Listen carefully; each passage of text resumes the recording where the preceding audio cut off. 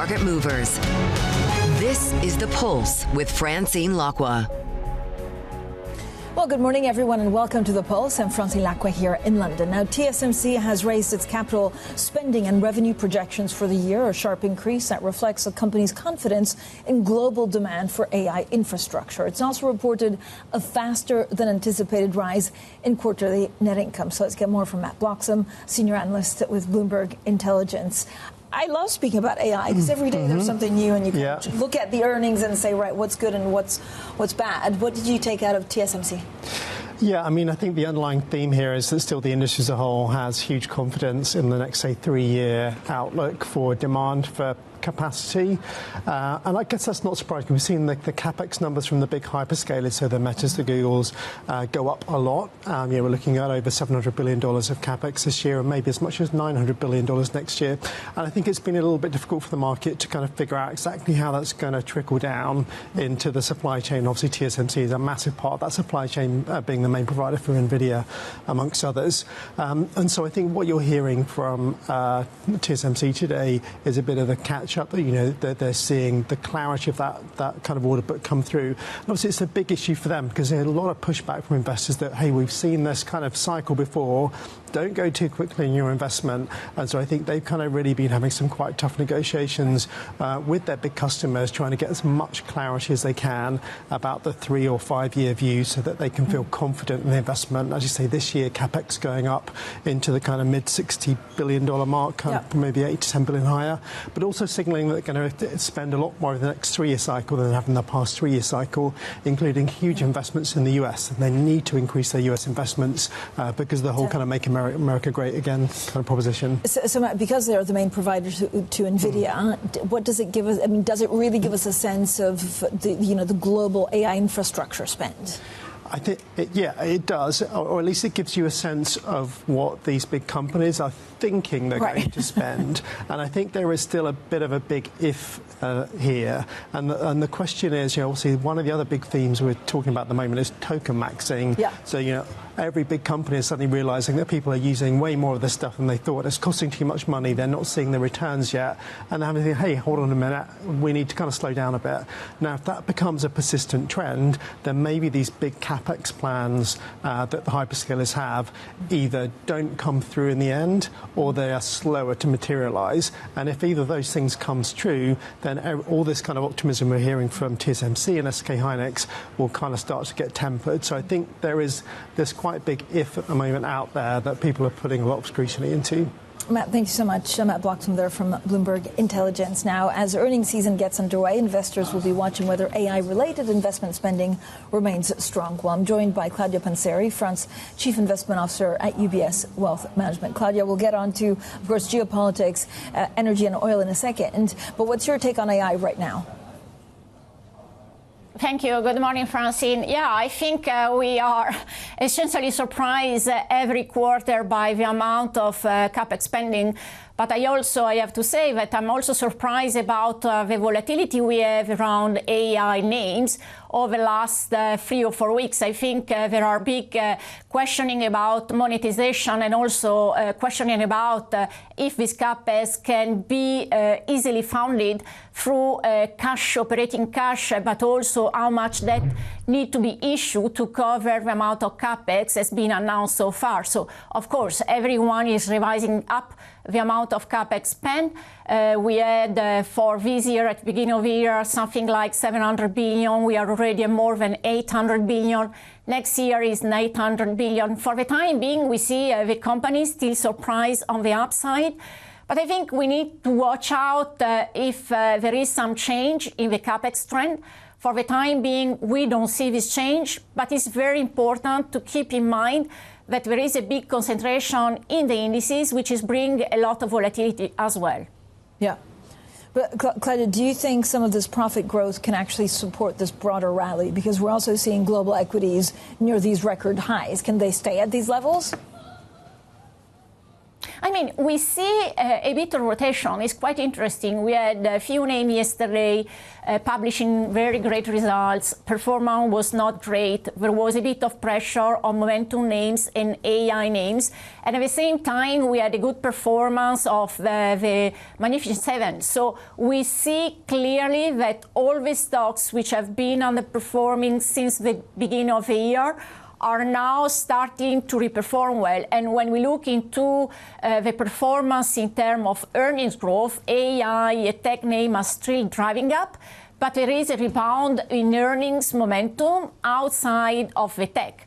One of indicators we look quite a lot is the ISM new order and ISM manufacturing. Both indicators are doing pretty well, are recovering pretty fast, which although mean that we should observe earnings growth outside of the tech names. So we should probably diversify the breed more and be focused on broadening of the equity market.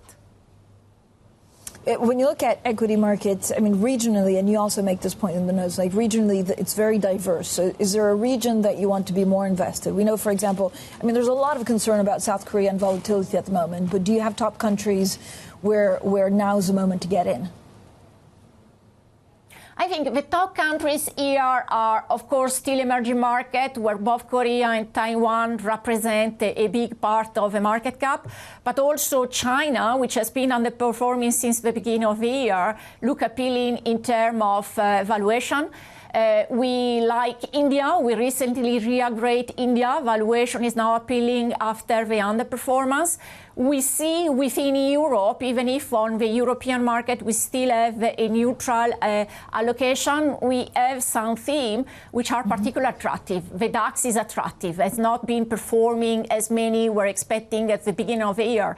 So there are plenty, I think, of segments within the global equity market which are appealing and seeing an upside in the earnings coming. So clearly the market should be driven not only by a few stocks, as this has been the case since the beginning of the year, but regionally, as I was mentioning, and in terms of sector, we should probably be more diversified. Financial sector, for instance, we had some results already in US. Results are good. Financial has been quite underperforming since the beginning of the year. So there we have a potential upside coming in the next few months. So I think there are a few segments within the global market and across the region where upside still persists until the end of this year.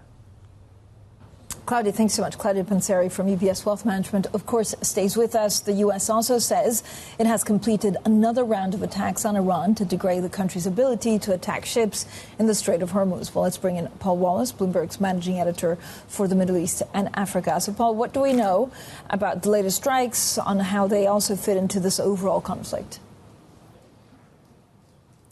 Hi, Francine. Well, these skirmishes which began, or the latest round of skirmishes which began around a week ago, seem to be worsening. The US struck Iran for a fifth straight day last night, and Iran responded again by hitting US bases, or targeting them at least, in places like Bahrain and Kuwait and Jordan. So both sides seem pretty entrenched in their positions. None of them are backing down, and there's certainly no sign that Iran is backing down in the face of Donald Trump's threats to escalate US strikes, unless Tehran says it will give up control over the Strait of Hormuz and stop attacking ships there. So I think we could be in for several days, at least, of a period of several days more of skirmishing and strikes around the Persian Gulf. President Trump continues to claim Iran is seeking more talks. So what are the risks going forward? He has said that. There's been no confirmation publicly from Iran that it's looking for talks.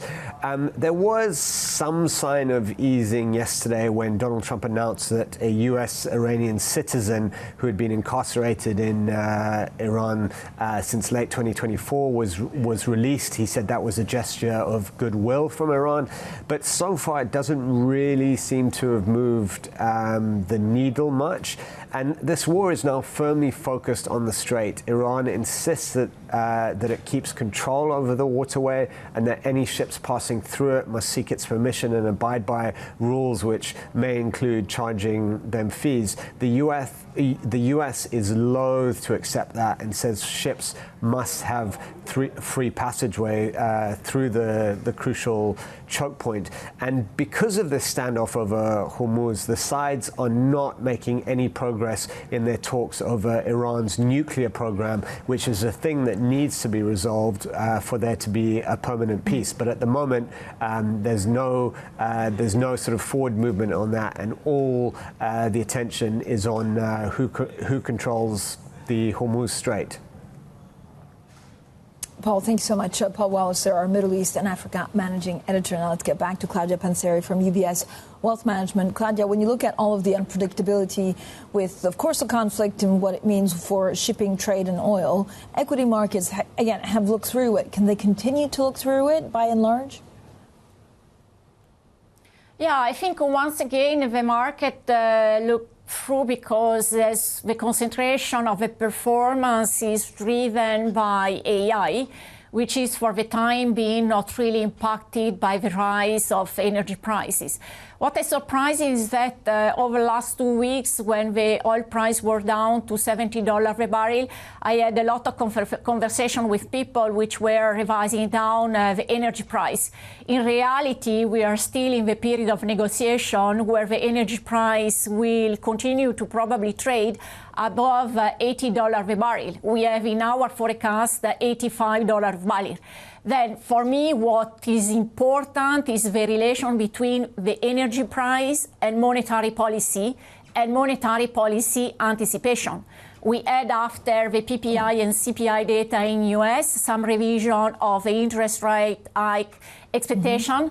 But if you have energy price move back to $90 a barrel or $100 a barrel, of course, you will have more tension on rate expectation, a move on the yield curve both in US and in Europe, then the bond yield moving higher and the equity market to get under pressure. So I think we really need to watch very closely where the energy price is, where the gas price is, in order to understand what central bank will do next.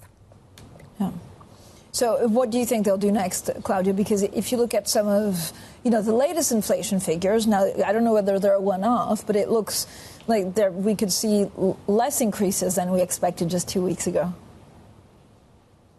Yeah, in addition, I'm thinking that what Kenny Warsh has been commenting about even yesterday is that AI should increase productivity and the environment is deflationary. So it could be that the Fed look through this period of time where inflation is probably well above the target. And so not make any rate hikes, stay on hold until next year. There is another element which people do not speak about, and is the job market. It's true that unemployment rate remain very low, but at the same time, the activity rate, participation rate is low and falling as well. So in reality, the job market is not as strong as it appears. So I don't think the Fed really need to hike rates. In our forecast, we have a Fed which stay on hold until the end of the year and then cutting rate twice next year, which I know is a bit out of a consensus, but we stick to our central scenario. It is a little bit out of consensus. What does it mean for how you play fixed income, both on the quality bonds in companies, but also government bonds?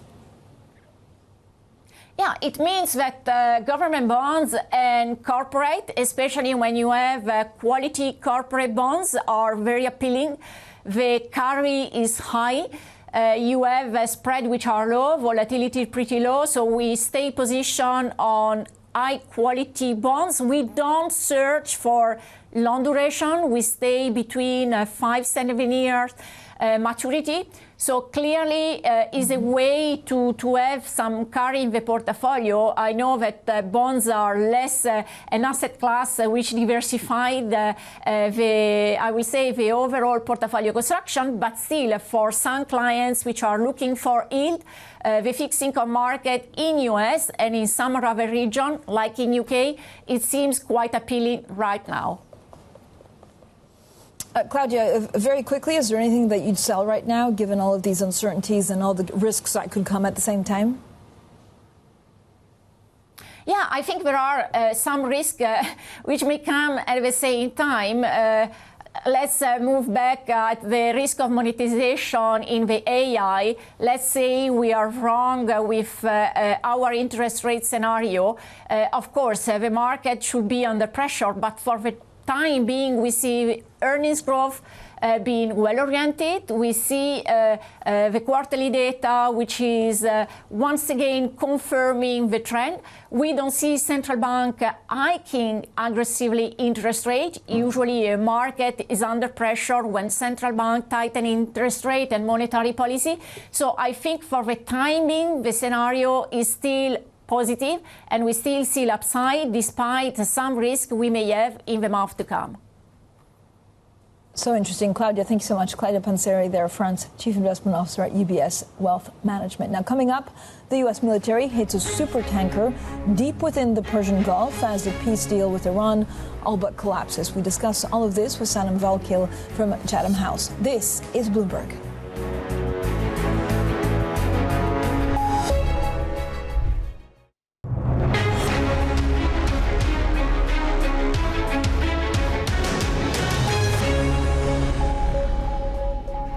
Well, the U.S. military has hit a supertanker deep within the Persian Gulf near Iran's key terminal for oil exports. It's the first U.S. attack on a vessel since Washington reimposed its blockade of the country's shipping. Let's bring in Sanam Vakil, Middle East and North Africa Program Director at Chatham House.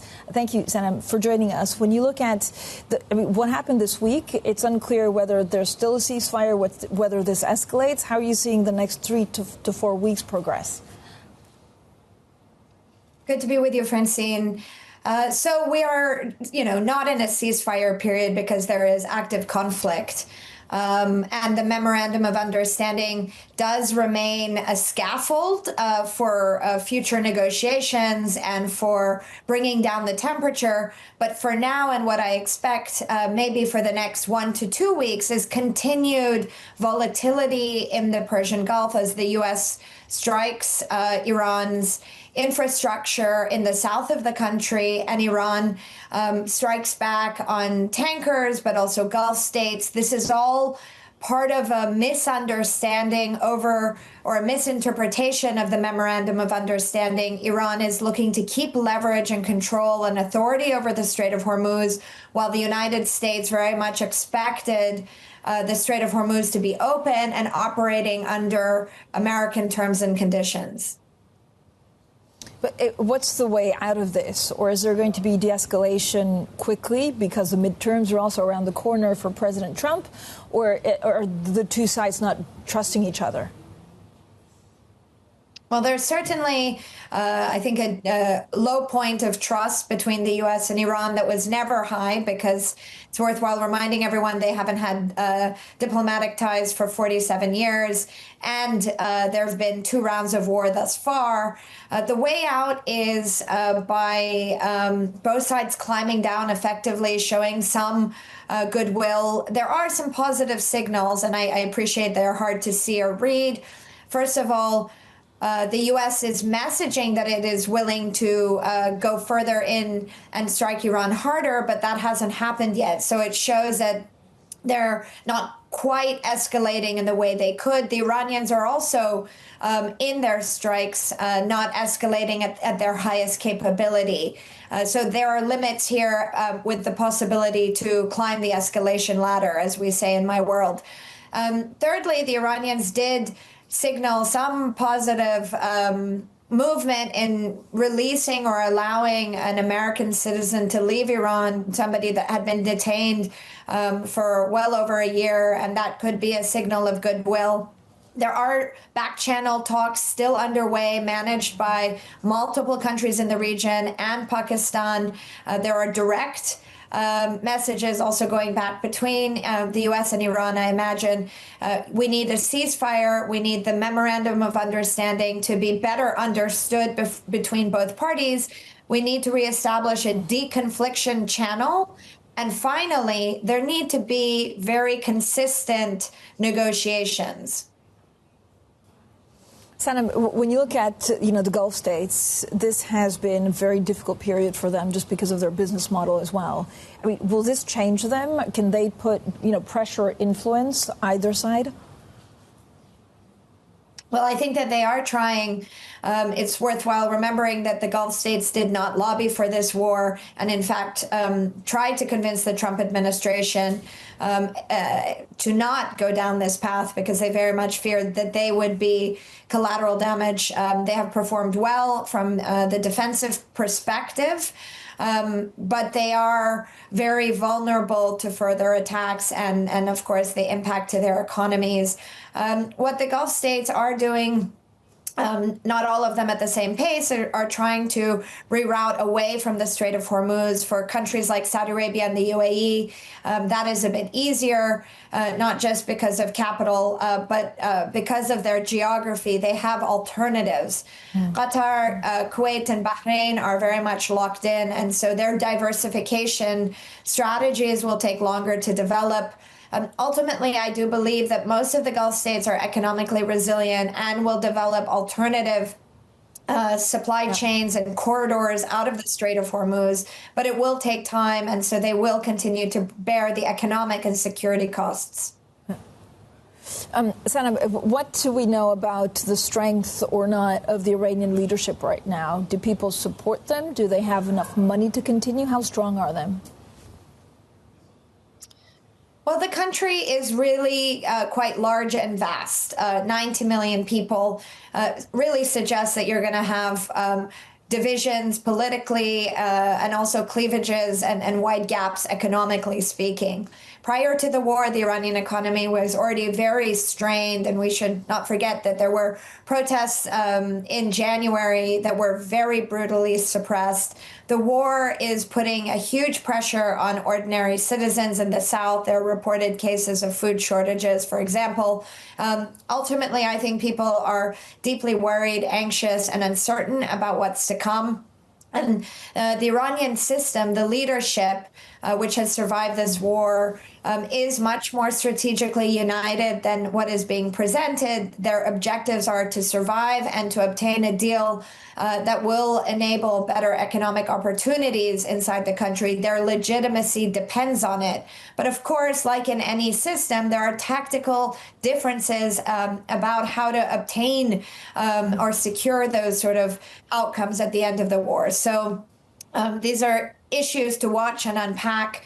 And I think that these dynamics are going to be with us for quite a number of weeks, if not months, going into the U.S. elections as well.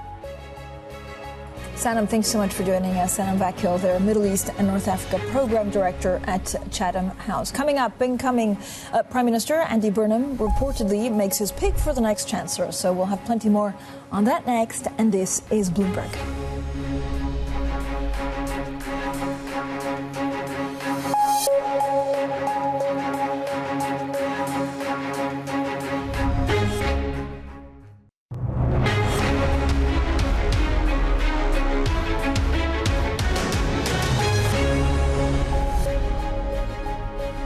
Good morning, everyone, and welcome to The Pulse. I'm Francine Lacqua here in London, and these are your top stories. The main chip maker for NVIDIA, TSMC, beats high expectations on AI boom and plans to ramp up spending even further. The U.S. launches more airstrikes on Iran, including a supertanker linked to the country, with President Trump threatening to intensify the bombardment.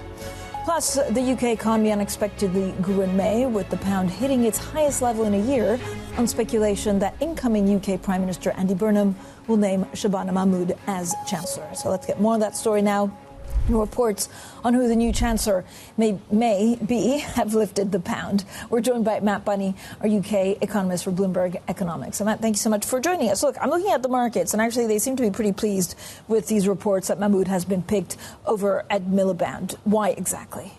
So, markets are taking Mahmood to be a more market-friendly pick than Miliband. It signals perhaps more of a commitment to fiscal discipline than would have occurred under Ed Miliband. So I think markets are relieved, perhaps, that we're going to see something closer to the Starmer-Reeves model of fiscal discipline. But we are still in the dark, actually, on the detail of what Mahmood would stand for on economic policy. So other than broadly knowing that she probably sits in a more moderate camp in terms of fiscal policy than Miliband, we don't really know the detail. So we know that without a credible plan, markets will dismiss any kind of particularly big ambitions from Burnham. So what kind of economy will the Chancellor actually inherit? So we saw this morning that GDP came out a little bit stronger than expected by consensus for the month of May. So broadly speaking, it signals that the economy is perhaps doing a bit better than initially feared with regards to the energy shock from the US and Iran. But that's not to say there aren't broader headwinds that we are still facing. Of course, we've seen a re-escalation in the conflict, which still poses a significant risk. He's also facing tighter funding conditions than existed at the start of the year. So while in the near term perhaps things have improved a little bit, the backdrop for Burnham is certainly still challenging. So what are you expecting at Bloomberg Economics? You have great reports on actually, this happened over the next 2 to 3 weeks, 4 months. Is it really difficult right now, given we're in the dark on a lot of the policies from the new government? It is. I would say we're dealing with more uncertainty than usual. Economists love the word uncertainty, but uncertainty is truly heightened at this juncture, both from the Iran war and around fiscal policy. So there's no doubt that this makes the Bank of England's job harder. I would say at this stage, we still expect the Bank of England to remain on hold this year. Markets are expecting some hikes. I guess the point to make is that inflation expectations to date remain in check, and we're expecting the labour market to soften. So that will help prevent the inflation problem becoming more persistent, which is why at this stage we think they'll remain on hold. Matt, thank you so much. Matt Bunny, their UK economist for Bloomberg Economics. Now, the Bank of England has warned that increased borrowing by investors in equity markets has raised the risk of a sharp fall in prices that, of course, could threaten the stability of the financial system. While the bank's Financial Policy Committee said many of the threats to the system it had previously highlighted have intensified. Well, we discussed all of this in an exclusive interview with the BOE's Deputy Governor for Financial Stability, Sarah Breeden. She told us cyber risks exposed by recent advances in AI models have risen to the top of the bank's concerns. Now, she also discussed inflation and the broader political environment. The latest version of the frontier AI models have surprised us. They've surprised the AI labs, and they've surprised the AI Security Institute in terms of how capable they are of identifying and exploiting cyber vulnerabilities. So it's right at the top of our list right now. Do you worry that actually a lot of the European banks and UK banks didn't have access to some of the newer models like Mythos? So I think the important thing to think about is what is the right defence here? And the first and most important thing is to get your basic cyber hygiene right. You don't need a model, a frontier model, to help you do that. You just need to get those basics right that we've been talking about all of the time for the last decade or more. All that said, for our most sophisticated institutions, the ones that are most important for financial stability, of course they need access to the best models so that they can have the best defence. And we're in a position now where they are getting access, which is great news. So is there anything else that you worry about in that space that people should be aware and actually make a difference to? So in addition to making sure that your cyber hygiene is great, everybody, all financial firms, all technology companies, the big guys, the small guys, they also need to get ready to patch quickly. What these models are doing is identifying vulnerabilities, holes in the technology. That means bad actors can get in. Patches are going to be released. Everybody needs to get ready to patch at scale and at speed really quickly to keep their systems safe. Is there a natural disadvantage by being European because these models are by and large American? So the models are part of the solution, that's for sure. But even the ones that are freely available, that have been around for some time already, they're also pretty good. So you don't need the very latest model. You can have access to the earlier models. But let's be clear, the global financial system is an interconnected one. And if we want the global financial system to be safe, the most significant institutions, wherever they sit on the globe, need to have access. So it is an issue that we'll be talking about internationally and making sure there's international coordination on for the health of the whole system, not just UK firms. I mean, does it need to be, if it's worldwide, does it need to be like a tech financial stability board proposal, or do you have insights on how what that could look like? So there's two things to think about here. There's one, the safety of the models, how they get evaluated and how they get allowed to be let loose on the world. That's not where the financial stability authorities are in the lead. That's other bits of government. Where we're in the lead is ensuring that the financial system is ready and that those AI models are deployed right across the financial system. And we're working with our international peers all around the world on that. Andrew was chair of the Financial Stability Board, and you can quite imagine Francine is very focused on this. I'm sure he's very focused on this. I mean, there's a lot of concern about valuations when a lot of these companies are so big. Whose job should be to look at that? Well, I think the important thing to remember is that AI, we expect, will be the next general purpose technology that's going to drive growth all around the world. That's a good thing, right? What have we all been saying for the last 15 years? We need more growth. So what we want to do is get to a point where the infrastructure that's necessary to support the adoption of AI is getting financed, because that is the pathway to growth. But you highlight a great point. How do we make sure that the path to get there is one where financial stability risks are managed? We're really focused on seeing what's happening in the equity market. Is there leverage there that's supporting the valuations that might mean if there's an adjustment to earnings expectations, it's a sharper fall than it might otherwise be? We're focused on that. We're also focused on the debt that's going to be needed to finance this infrastructure. It's an historically unprecedented pace of investment that we need to build the infrastructure to support AI adoption.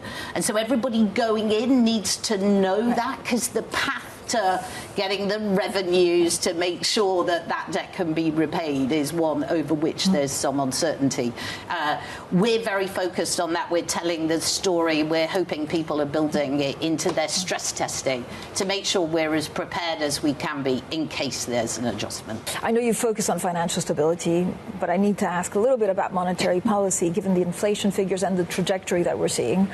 Does it make life a little bit easier for the Bank of England if it's scenario A, the more benign scenario on inflation? So what I said back in June was that I expected the outlook for energy prices to be uncertain, and I think that has proved to be the case, hasn't it? My focus, Francine, as I've been looking at what's been happening in the economy, is on how that energy shock is being absorbed in the economy. We have a softish economic outlook. We have slack in the labour market.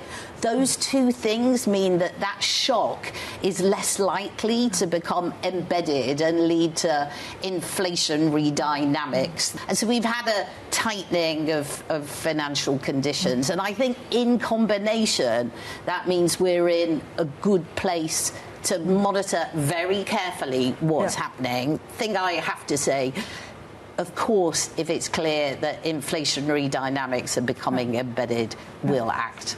And I'll act. When you look holistically at the UK economy, how much of it is it external forces and domestic issues changing what we'll see in the next 6 months? So certainly most of what we talk about in the financial stability report, a lot of what we've been talking about in monetary policy space has been these global shocks. It's the energy shock, it's what's happening in AI. Those are the ones that have been really affecting us, perhaps as you might expect from a small open economy with a very large international financial centre. But of course, the domestic political environment is something we keep a very careful eye on. That was Sarah Breeden, the Bank of England Deputy Governor for Financial Stability, speaking to us exclusively. Now, just getting a little bit of breaking news out of China's biggest search engine, Baidu. We're just finding out that it will pursue a dual primary listing on HKEX main board and Nasdaq. This is something that there were rumors at some point. There's a little bit of, I guess, a fashion for some Chinese firms to upgrade some of their Hong Kong listings. The picture for Baidu ADRs in the U.S. right now are spiking up 3.8%. Now, the Fed chair, Kevin Warsh, has pushed back on commentary that surging investment in AI is stoking inflation. Testifying on Capitol Hill, Warsh said the impact of the boom will not necessarily lead to persistent price pressures. I think that investment in data centers and in AI generally do affect the demand side of the economy, and we can see it, and we can see prices move up. But unlike some of these other shocks, with a lag, it also affects the supply side. Well, let's bring in Alistair Bull, one of our senior editors. Alistair, good morning. So Kevin Warsh seemed to downplay the inflation risks posed by AI. Good morning. So he had a very carefully nuanced message. He's embracing the long-term productivity benefits potentially from AI, saying that that could lift the ability of the economy to grow faster without creating inflation. But he's also been careful to acknowledge that in the short term it could affect individual prices, while saying those prices don't necessarily lead to wider price increases, but reminding his audience that it's the Fed's job to make sure that doesn't happen in an environment where inflation's been above the Fed's 2% target for 5 years. And on the subject of audiences, I think it's important to acknowledge that he's now speaking to the market as opposed to the audience of one when he was up for the job and in his confirmation hearings. Now he's got the job, he's focused on building his credibility, and I think so far it looks like the market likes what it's hearing. Francine. So Kevin Warsh also doubled down on Fed independence, Alistair. He did indeed. He was asked about this several times, and while he declined to say if he'd spoken to the president, he did assure the senators that the president hadn't tried to influence him on monetary policy. Well, the president hardly needs to tell him face to face. The whole world knows that Donald Trump would like lower interest rates. But importantly, while he said he wouldn't discuss individual conversations with the president, he did say he would follow precedent. And the precedent has been that the Fed chair, certainly since Janet Yellen, has released their monthly calendar. So we will be able to see in the months ahead if he has taken a call or met with the president. Francine. Alistair, thank you so much, as ever, for joining us. Bloomberg's Alistair Bull on the latest with Kevin Warsh. Coming up, Ukraine reshapes its top team as Russia faces fresh sanctions pressures. We'll have plenty more on that shortly, and this is Bloomberg.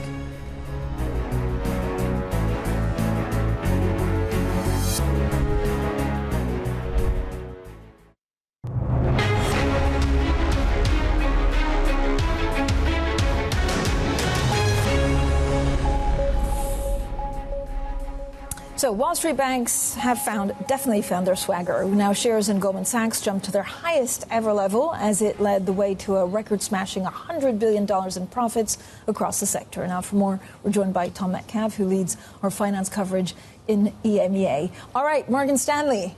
This was so we had a busy Monday, 5 banks. Yesterday I had Morgan Stanley. What was your main key takeaway? Well, you can clearly see, that long-term relationship they've been building up with Elon Musk. In the past, sometimes getting some criticism for that when it looked like, say, for example, the Twitter deal was going wrong. But obviously, with SpaceX out there, even as it's just dipped below the IPO price, you can really see the boost from that come through. And then it's just, again speaks to that 100 billion figure, which is, when Trump first came into office, it was 100 billion in a year. We're now talking about 100 billion in the first 6 months. It's absolutely an incredible switch, basically. What have you learned overall by some of these Wall Street bank earnings? Is there a danger that actually they've peaked? Well, I think lots of people are, suggesting that, and it is really hard to see how much further, can this run, particularly with increasing sort of worries around, the valuations and, is leverage really sort of pumping that up and thus encouraging the equities trading and stuff. So it's all, but, they've managed to kind of do it quarter on quarter for quite a while now.